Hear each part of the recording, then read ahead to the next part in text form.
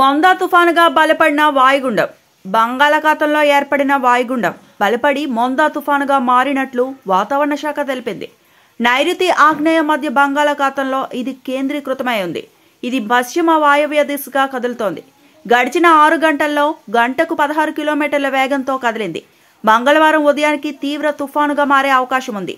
విశాఖకు దక్షిణ ఆగ్నేయంగా 710 కిలోమీటర్ల దూరంలో, కాకినాడకు ఆగ్నేయంగా 680 కిలోమీటర్ల దూరంలో, చెన్నైకి తూర్పు ఆగ్నేయంగా 600 కిలోమీటర్ల దూరంలో తుఫాను కేంద్రీకృతమైంది. తీరం వెంట 50 నుండి 70 కిలోమీటర్ల వేగంతో ఈదురుగాలులు వీచే అవకాశం ఉంది. మచిలీపట్నం, కళింగపట్నం మధ్య, కాకినాడ సమీపంలో మంగళవారం తీరం దాటే అవకాశం ఉంది. తుఫాను తీరం దాటే సమయంలో గంటకు 90 నుండి 110 కిలోమీటర్ల వేగంతో గాలులు వీచే వీలుంది అని వాతావరణ శాఖ అధికారులు తెలిపారు.